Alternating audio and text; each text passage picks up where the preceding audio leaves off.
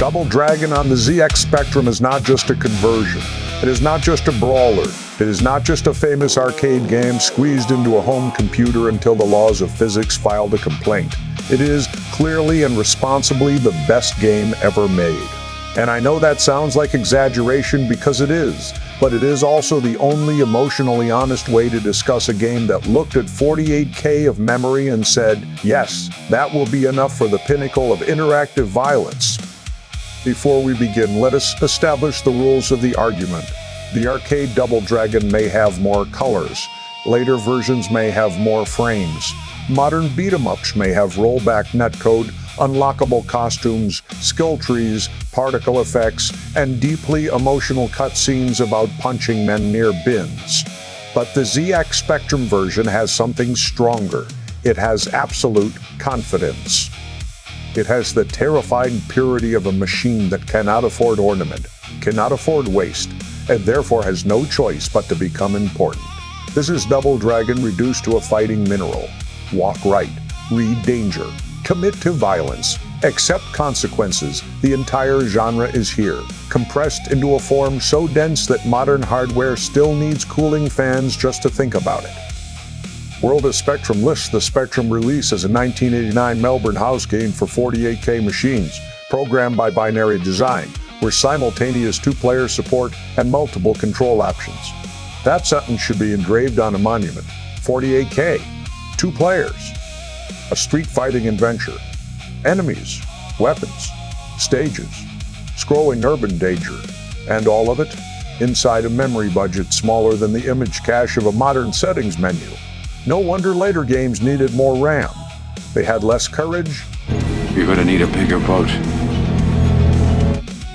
The first thing people notice about the Spectrum port is the look, and this is where weaker criticism begins. You can say the sprites are simple. You can say the animation is stiff. You can say the color palette is limited. But that is like looking at a sword and complaining that it does not have cup holders. The graphics are not there to impress a showroom. The graphics are there to communicate. That is a fighter. That is an enemy. That is a punch. That is a pipe. That is a situation rapidly becoming educational. Modern games are still chasing readability with outline shaders, accessibility passes, training modes, hit sparks, glow layers, and 300 interface toggles. The Spectrum version simply turns up with hard silhouettes and says, there, you understand the universe now. And because the machine is so constrained, every visible thing matters. There is no decorative clutter asking for attention. No cinematic dust drifting through the air to remind you that someone bought a particle system. No camera orbiting the hero as if the punches requested a documentary crew. Just the fight, the street, the body language, and the ancient question, are you standing in the wrong place? Most of the time, yes. The combat is where Spectrum Double Dragon becomes dangerous. Not dangerous because it is smooth in the modern sense. Smooth is often a polite word for frictionless. This is not frictionless. This is a game with elbows. Actions have commitment. Spacing matters. You cannot always gently steer yourself out of trouble like a luxury sports car full of tutorials. The game makes you live with decisions. Step too close and the enemy teaches you about personal boundaries. Attack at the wrong time and the screen becomes a seminar. Hesitate and the street simply continues without your permission. That is not clumsiness. That is design severity. Say hello to my little friend!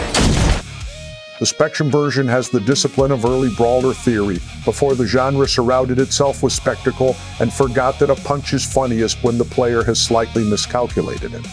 Look at the way the enemies occupy space. They are not just health bars walking toward a combo counter. They are pressure. They ask where you are facing, how much recovery you can afford, and whether you remembered that being heroic is not the same thing as being safe. Every collision has the feeling of two limited systems making a legal argument. And somehow that becomes the magic. The arcade original is famous for helping define the belt-scrolling beat-em-up. The Spectrum version does something stranger. It converts that arcade language into a compact home computer dialect and accidentally makes the argument sharper. The reduced animation does not hide the decision-making. It exposes it. You see the spacing. You feel the delay. You understand that the enemy is not here to participate in your power fantasy. The enemy is here to ask whether your timing deserves to continue. Then there is the two-player mode. On modern hardware, 2 players is a menu item. On the ZX Spectrum, 2-player simultaneous Double Dragon is a public miracle. The machine already has to draw the world, move the enemies, track attacks, read inputs, manage collisions, remember the level, and somehow remain upright. Then it lets a second hero join in. That is not a feature. That is the computer saying it has seen the face of impossibility and decided to start a co-op campaign there. 2-player Spectrum Double Dragon is not just chaotic. It is philosophical. It asks what friendship means when both players are sharing the same tiny combat space, the same severe memory budget, and the same dream of becoming the most important me's in gaming history. So you're telling me there's a chance? Modern co-op games need matchmaking, party invites, voice chat, cloud saves, platform accounts, and a network stack longer than a Victorian novel. Spectrum Double Dragon needs another input method and complete belief. That is why it wins. The superiority of this version becomes obvious when you stop asking what was lost and start asking what survived. Tupper Myvern survived. 2 martial arts heroes moving through hostile streets survived. Enemy pressure survived. Weapons survived. Stage progression survived. Co-op survived. The attitude survived. The shape of the arcade dream survived. And because everything else had to be compressed, the result becomes oddly powerful. This is not Double Dragon with extra polish. This is Double Dragon without the unnecessary furniture. It is the game equivalent of a blueprint drawn in permanent marker. And modern gaming hates this, because modern gaming is deeply afraid of a strong outline. Today, a beat-em-up often has to prove itself by adding systems around the fight. Experience points, upgrades, secret routes, alternate characters, special meters, parry windows, tag mechanics, glosmetic jackets, lore documents explaining why the man you just kicked had a complicated childhood. Those things can be great, but Spectrum Double Dragon does not need them.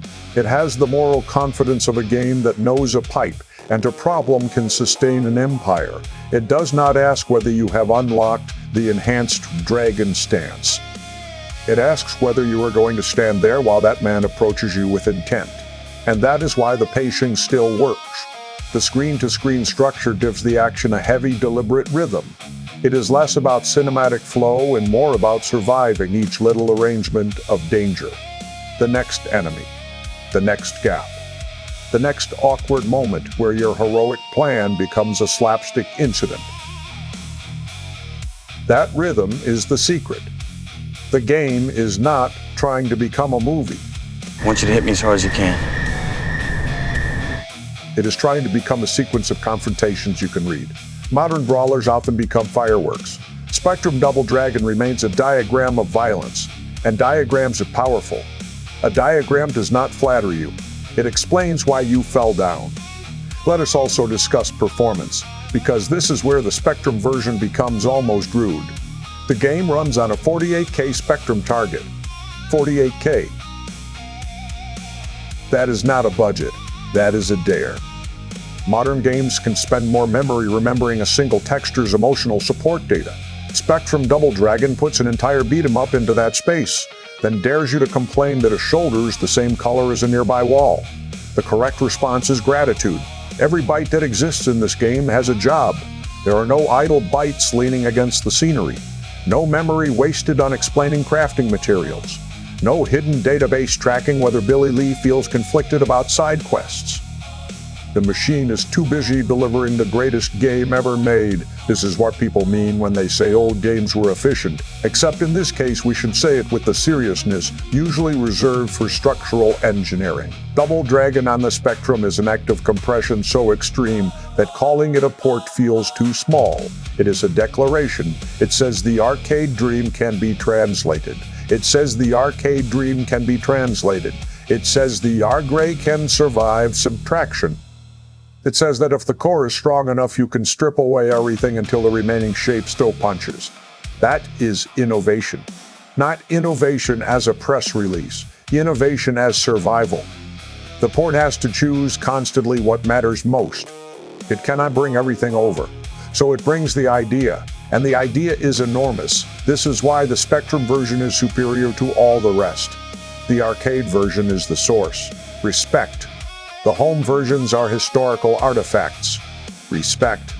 What do they call it? They call it Royale with cheese. Royale with...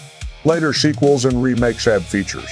Respect, probably. But the Spectrum version has the rare quality of being both compromised and definitive. It is definitive because it proves how little the genre actually needs to communicate power. It is superior because every compromise becomes a design thesis. Reduced animation becomes commitment. Limited color becomes clarity. Small memory becomes discipline. Simple audio becomes focus. Harsh difficulty becomes respect.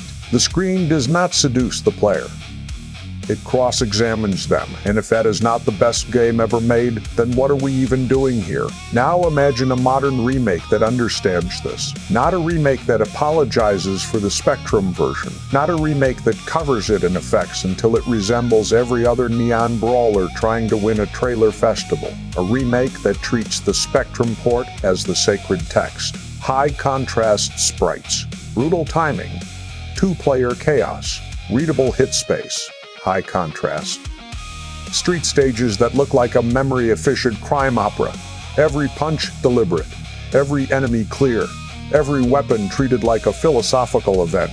The marketing campaign writes itself. Double Dragon, still 48K in spirit. Best version, no refunds. Modern games would panic.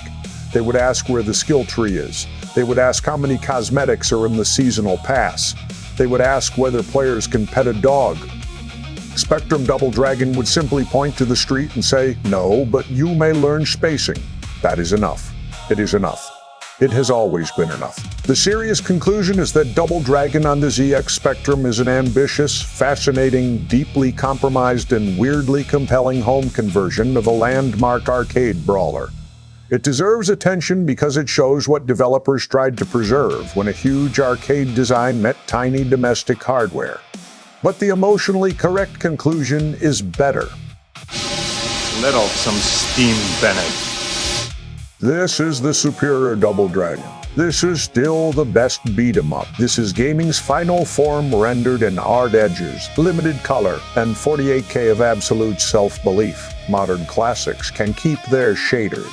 Double Dragon on the Spectrum already won.